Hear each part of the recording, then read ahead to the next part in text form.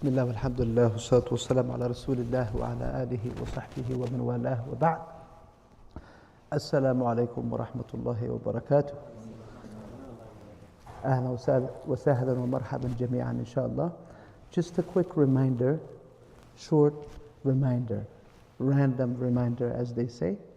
Inshallah, Thursday we'll have our lecture on Asma'ullah al-Husna, Thursday inshallah ta'ala. I wanted to talk about a very important subject. It's important at every given time, especially right now, the time that we're in, this era. قال الله تعالى ادعو إلى سبيل ربك بالحكمة والموعظة الحسنة وجادلهم بالتي هي أحسن. Allah subhanahu wa ta'ala, He says, and call to the path of your Lord with wisdom. ادعو إلى سبيل ربك بالحكمة. So when you're calling to Allah subhanahu wa ta'ala, when you're giving da'wah, wherever you may be, everyone here is an ambassador of Islam. Every single Muslim is representing Islam. A common misconception is that Islam is represented only by the da'i or by the sheikh or someone who gives a khutbah. But every single one of us يحمل الرسالة. Every single one of us is upholding the risala. The prophets, they were sent to their nations. The Messenger ﷺ, he was sent to the nation, and he conveyed the message, بلغ الرسالة, and he passed away ﷺ. So there is no single person who can say that I hold أحمل هم الأمة لوحدي. He cannot say I hold the hum or the concern of the entire ummah by myself. Every single person has that responsibility. And this risala, brothers and sisters who are listening, this risala is a risala of rahmah. What is that risala? What is that message that every single Muslim is upholding? What is that risala that the Prophet ﷺ conveyed? Risalat rahmah. قال تعالى, mercy. وَمَا أَرْسَلْنَاكَ إِلَّا رَحْمَةً لِلْعَالَمِينَ. I have not sent you except as a mercy for all of mankind. He says, لِلْعَالَمِينَ. And I mentioned this before, this ayah is a Meccan verse, by the way. It wasn't revealed during the Madani period to show that Islam was going to spread everywhere.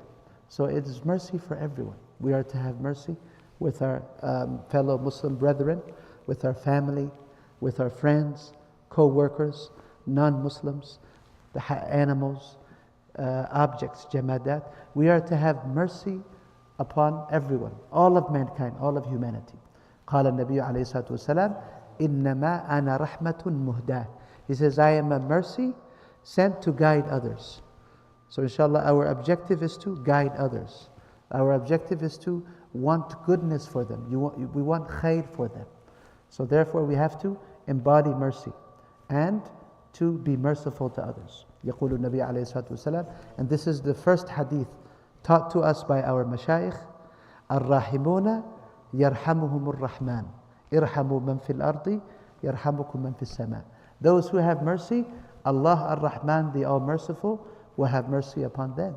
So have mercy upon the creation, Allah will have mercy upon you. So we have to embody that mercy, inshallah. And one of the elements of that, of mercy, is when you call people to Islam and you correct them and you advise them with mercy. بالرفق واللين. You have to be gentle. Islam encourages being gentle مع الجبابرة. To be gentle with the tyrants. What about our Muslim brothers and sisters? اذهبا إلى فرعون إنه طغى. We read parts of that في سورة النازعات. وفي سورة طه Allah subhanahu wa ta'ala, He says, go to Fir'aun, O Musa and Harun, إنه طغى, for indeed he is a transgressor. So they're going to a transgressor, not an ordinary person. So what did He say? Take an army? Did He say go fight him? قال اذهبا إلى فرعون إنه طغى فقولا له قولا لينا. لم يقل قولا شديدا. He didn't say a heavy word. قولا لينا. Say to him a gentle word. Be gentle to him. لعله يتذكر أو يخشى. Perhaps he may remember or fear Allah subhanahu wa ta'ala. And we know that Fir'aun, what was he doing to Bani Israel? He was torturing them. He was killing them. He was, he did isti'bad, right? He enslaved them. So Islam came to free them. What did He say? أن أرسل معنا بني إسرائيل ولا تعذبهم. He says, give us the Bani Israel and don't punish them. And Islam comes to free the people from the oppression and from the harshness. Al-umf. Al-umf in Arabic refers to harshness. Islam came with al-rifq, with gentleness and mercy. أن أرسل معنا بني إسرائيل ولا تعذبهم قد جئناك بآية من ربك والسلام على من اتبع الهدى. He says, give us Banu Israel. And Banu Israel at that time, they were not Muslim, right? So Islam came to protect even the non-Muslims, and we've mentioned many times, non-Muslims who lived with Muslims in cohesion, in solidarity, and they were granted their rights and they were not oppressed. So give us Bani Israel and do not punish them. Wassalam, and peace unto anyone who follows the guidance. Ibrahim alayhi salam, and I'll conclude with this. He called his father to the truth. His father rejected, and his father threatened him. He says, لَأَرْجُمَنَّكَ وَاهْجُرْنِي مَلِيًّا. He says, I'm going to physically harm you, and I'm going to mentally and psychologically abandon you. What did he say? He says, قَالَ سَلَامٌ عَلَيْكَ. Peace unto you, right? One of the meanings of Islam is peace. As-salam. قَالَ سَلَامٌ عَلَيْكَ. Did he say, I'm going to also be harsh to you, and I'm going to insult you? قَالَ سَأَسْتَغْفِرُ لَكَ رَبِّي. He says, I'm going to ask my Lord to forgive you. So we make dua for others. We ask Allah subhanahu wa ta'ala to guide them. And we want khair for others, inshallah ta'ala. It's more likely that the person is going to accept the truth and the advice if you are gentle. يقول النبي صلى الله عليه وسلم إن الرفق لا يكون في شيء إلا زانه. Gentleness is not in something, it's not utilized, except that it beautifies it. But harshness, what does it do? It ruins it. إن الله يعطي على الرفق ما لا يعطي على العنف. Allah will give you more with rifq than He would with harshness. And what harshness does is it destroys. One of the objectives of Islam is what? To build the society, to have a strong, functional society. Harshness is going to destroy the society. ترفق فإن الرفق زين وقلما ينال الفتى بالعنف ما كان طالبا. The poet, he says, be gentle, for indeed you are able to achieve more with gentleness than with harshness. Harshness, what it does is it destroys. That's why the Prophet ﷺ, he says, if Allah wants goodness for a family, He gives them gentleness. Right? إِنَّ اللَّهَ إِذَا أَرَادَ لِأَهْلٍ خَيْرًا أَعْطَاهُمْ الرِّفْقِ. And we know that Allah has placed mercy between the families.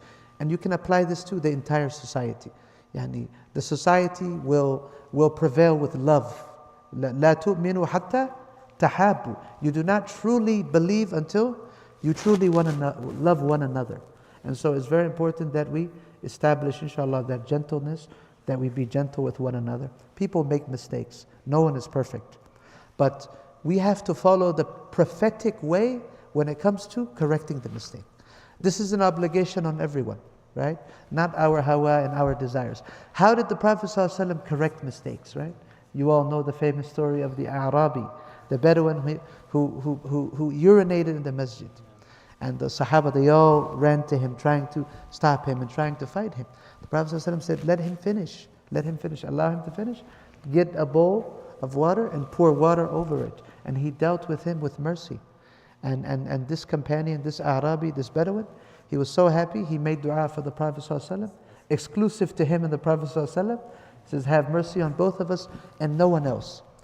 There's a wording in this hadith many of us aren't familiar with. Immediately after that, the Prophet ﷺ, he says, be easy and be gentle. فَإِنَّمَا بُعِثْتُم مُيَسِّرِينَ وَلَمْ تُبْعَثُوا مُعَسِّرِينَ. He made this statement after this incident. It's in Bukhari. He says, be gentle, for indeed you have been sent out to make things easy, to be easygoing with the people, and you are not sent to make things difficult. So inshallah, we have to follow the prophetic way when it comes to correcting mistakes. Lastly, the da'wah is for everyone. It's for all of mankind, it's for the brothers, and it's for the sisters as well. This is a very important matter. So this deen is for lil alameen, and it's also for all factions of society, for the elderly, for the children, for the rich, for the poor. Everyone, we all are submitting to the commands of Allah subhanahu wa ta'ala, and we are all equal when it comes to that. So there's equality when it comes to man amila عمل منكم, as Allah says, من ذكر أو أنثى وهو مؤمن. And you're doing good deeds, the men and the women, while they're in a state of belief.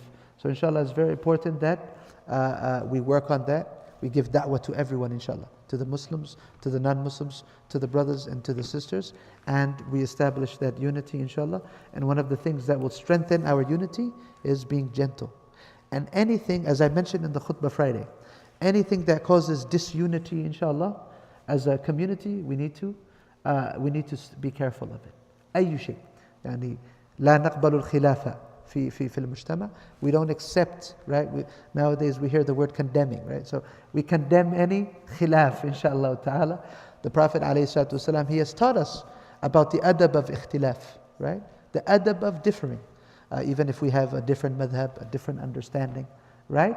Yani, there's flexibility in fiqh. There are matters which are matters of ijtihad, matters in which differing is allowed. So we cannot allow these things to cause khilaf in the ummah. This is from the ways of the shaitan. So we are at war with the shaitan, right? The shaitan wants us to hate one another. Tahrish fima bainakum. So it's very important, inshallah, that we have rifq with one another, to be patient, inshallah ta'ala, to be halim, to have sabr. It's not easy, right? It's not easy. However, the reward is great. We ask Allah subhanahu wa ta'ala to give us wisdom. We ask Allah Azza wa Jal to grant us rifq, gentleness. We ask Allah subhanahu wa ta'ala to make us merciful. Ameen. We ask Allah subhanahu wa ta'ala to grant us all unity and brotherhood. Ameen. Wa sallallahu wa sallam ala nabiyina Muhammad wa ala alihi.